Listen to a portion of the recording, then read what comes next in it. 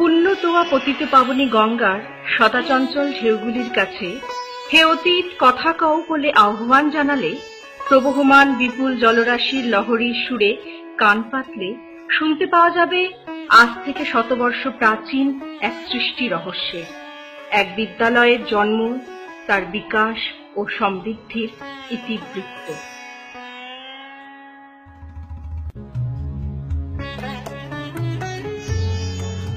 1897 সালে ইংরেজ সাম্রাজ্যে ভারতীয় পরিধির মধ্যে অবিভক্ত বাংলা একটি গুরুত্বপূর্ণ স্থান অধিকার করেছিল। এই অবিভক্ত বাংলার মুর্শিদাবাদ জেলার শামসেরগঞ্জ তথা ধুলিয়ান একটি প্রাচীন বাণিজ্য কেন্দ্র। উত্তরবঙ্গের সঙ্গে দক্ষিণবঙ্গে এবং কলকাতার সঙ্গে যোগাযোগের একটি পথ ছিল তখন, ধুলিয়ানের গঙ্গা। শুধু বাঙালিরাই নয়, ভারতবর্ষের বিভিন্ন অঞ্চল থেকে আসা মানুষের সমাবেশ ঘটেছিল ধুলিয়ানে। প্রায় সর্বভারতীয় অবস্থার বা লিটল ইন্ডিয়ার প্রবর্তন হয়েছিল। ধুলিয়ানের অন্তর্গত কাঞ্চনতলা গ্রাম ছিল সবুজ চাদরে আবৃত একটি ছোট্ট শিশু। প্রবহমান গঙ্গার পাশে ছিল কাঞ্চন গাছের বন আর বহুদূর বিস্তৃত আম ও লিচুর বাগান। এরই মধ্যে জমিদার ভবন এবং কিছু লোকের বাসস্থান নিয়ে গ্রাম কাঞ্চনতলা।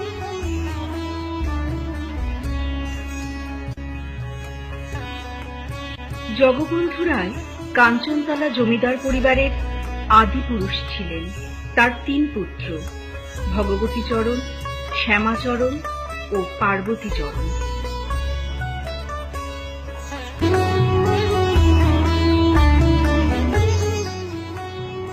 কাঞ্চনতলায় সে সময় শিক্ষা দীক্ষার কোনো সুব্যবস্থা ছিল না। কাছাকাছি স্কুল বলতে পাকুড় রাজ স্কুল। তাই এই গ্রামেই যাতে শিক্ষা ব্যবস্থা গড়ে তোলা যায় সে বিষয়ে মনোযোগী হয়ে ভগবতীচরণ 1897 খ্রিস্টাব্দে একটি বিদ্যালয় প্রতিষ্ঠা করেন। 1897 সালে ইংল্যান্ডের রানী ভিক্টোরিয়ার রাজ সিংহাসনে অধিষ্ঠানের 75 বছর পূর্ণ হয় এবং ইংরেজ সাম্রাজ্য ডায়মন্ড জুবিলি সেলিব্রেশনে মেতে ওঠে। ঠিক এই বছর এই বিদ্যালয়টি তার পিতার স্মৃতির উদ্দেশ্যে প্রতিষ্ঠিত হওয়ায় নামকরণ হয় Kanchantala Jagabandhu diamond jubilee institution.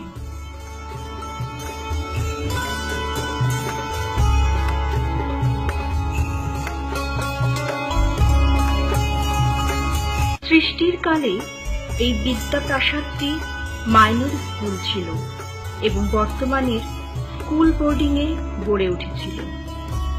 প্রথম প্রধান শিক্ষক ছিলেন মিস্টার কারপ্যাট্রিক এবং তারপর মিস্টার পিট্রন।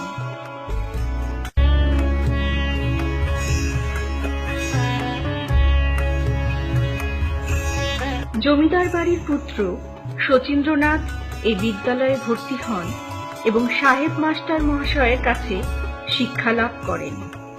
কয়েক বছর অতিবাহিত হওয়ার পর 1908 সালে বিদ্যালয়টি উচ্চ ইংরাজি বিদ্যালয়ের জন্য কলকাতা বিশ্ববিদ্যালয়ের অনুমোদন লাভ করে।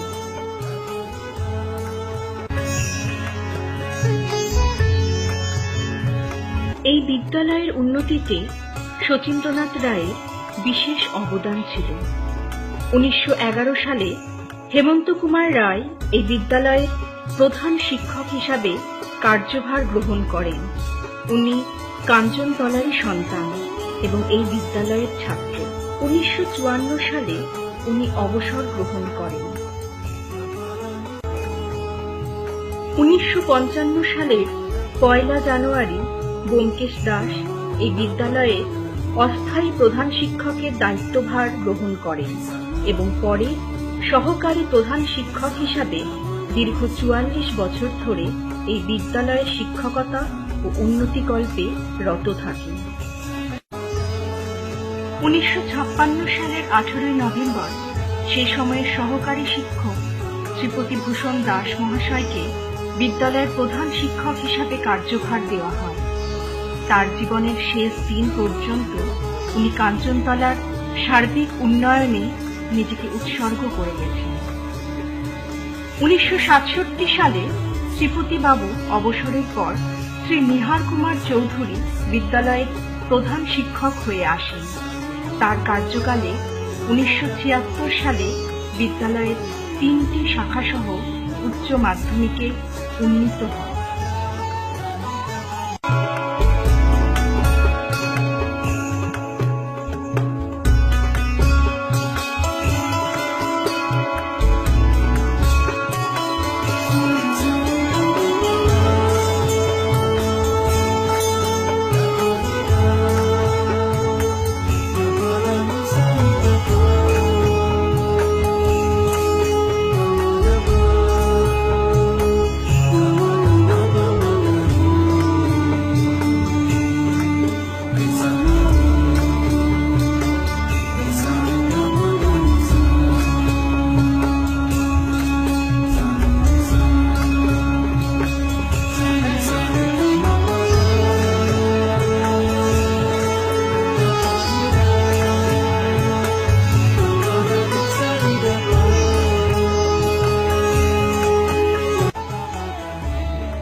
তখন ধুলিয়ান এবং পার্শ্ববর্তী অঞ্চল গঙ্গার ভাঙনে প্রতি বছরই ভয়ঙ্করভাবে ক্ষতিগ্রস্ত হয়।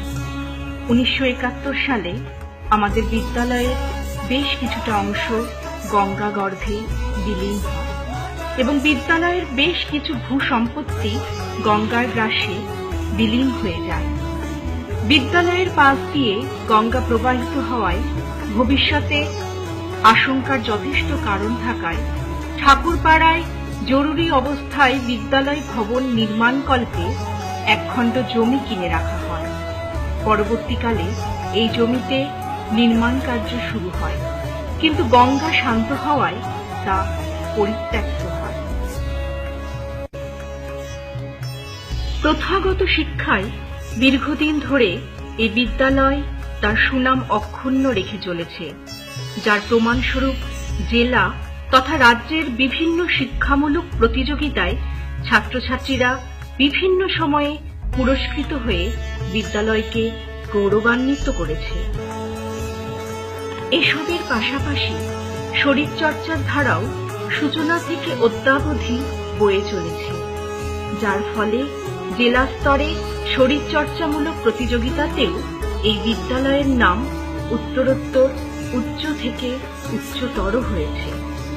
লেখাপড়া ও খেলাধুলার সাথে চারুকলা বিষয়েও বিদ্যালয়ের একটি উজ্জ্বল অতীত আছে, যার প্রমাণস্বরূপ ১৯৮৩ সালে এই প্রতিযোগিতার কথা উল্লেখ করা যায়, যেখানে কবিতাকে আশ্রয় করে অঙ্কনের অভিনব প্রতিযোগিতা হয় ছাত্রছাত্রীদের মধ্যে। বিভিন্ন সময়ে ছাত্রছাত্রীদের নিয়ে শিক্ষামূলক ভ্রমণে বেরিয়ে পড়ার রীতি এই বিদ্যালয়ের বহু পুরাতন। বিদ্যাকে শুধু শুষ্ক পুঁথিতে আবদ্ধ না করে বিরাট প্রকৃতির মাঝে যাতে ছাত্রছাত্রীরা তাদের বিদ্যা শিক্ষার সার্থকতা সন্ধান করতে পারে, সেই উদ্দেশ্যকে সামনে রেখেই এই রীতি আজও বহমান। এভাবেই নানা ঘাত প্রতিঘাত ও আনন্দের মাঝে আসে শতবর্ষ উদযাপনের পালা। শত দ্বীপ জ্বালিয়ে শত শত চেষ্টায় তিল তিল করে তৈরি করা গৌরবের ইতিহাসকে অনুষ্ঠানের মাধ্যমে জগৎকে জানানোর পালা। অনুষ্ঠানের সূচনাতেই এক বিরাট বর্ণাঢ্য মিছিল ছাত্রছাত্রীদের নিয়ে ধুলিয়ান পরিক্রমা করে। তারপর বিবিধ অনুষ্ঠানের মধ্যে শুরু হয় শতবর্ষ উদযাপন। বহু বিখ্যাত মানুষের উপস্থিতি এই অনুষ্ঠানকে সার্থকতর করে তোলে। উক্ত অনুষ্ঠান উপলক্ষে আয়োজন করা হয় এক বিশাল প্রদর্শনীর, যেখানে ছাত্রছাত্রীদের মৌলিক সৃষ্টি বিস্মিত করে সকলকে। বিচিত্র অনুষ্ঠানের সূচিতে ছিল বিদ্যালয়ের ছাত্রদের দ্বারা ব্রতচারী দলের অনুষ্ঠান।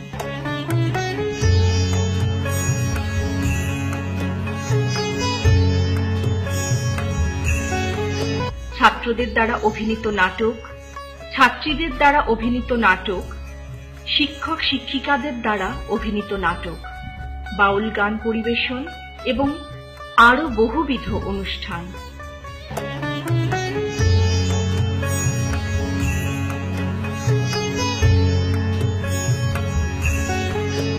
এভাবেই এক শতবর্ষ পেরিয়ে আমরা এগিয়ে চলেছি আর এক শতবর্ষের দিকে।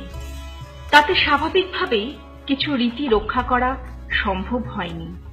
আবার কম্পিউটার শিক্ষা, সর্বশিক্ষা অভিযানের অন্তর্গত ছাত্রদের চাল দেওয়া এবং আরো বহু কিছু যুক্ত হয়েছে কাঞ্চনতলার নামের সাথে।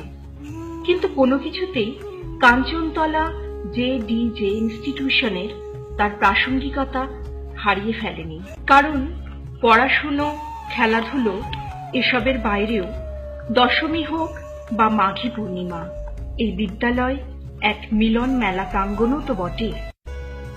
বর্তমানে বিদ্যালয়ে নির্মিত হয়েছে একাধিক বিল্ডিং।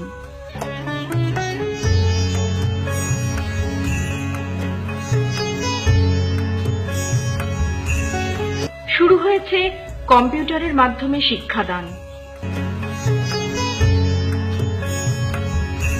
তৈরি হয়েছে একাধিক ল্যাব রুম,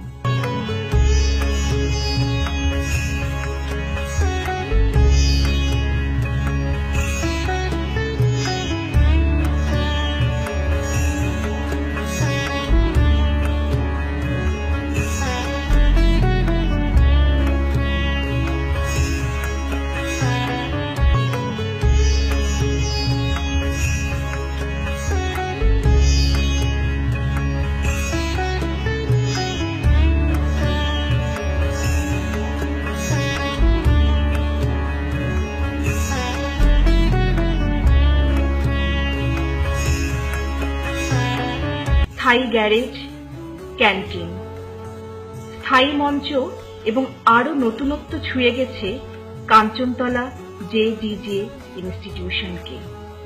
এভাবেই কাঞ্চনতলা এগিয়ে চলেছে এক গৌরবময় অতীতকে পিছনে ফেলে, উজ্জ্বল বর্তমানকে সাক্ষী রেখে উজ্জ্বলতর এক ভবিষ্যতের দিকে।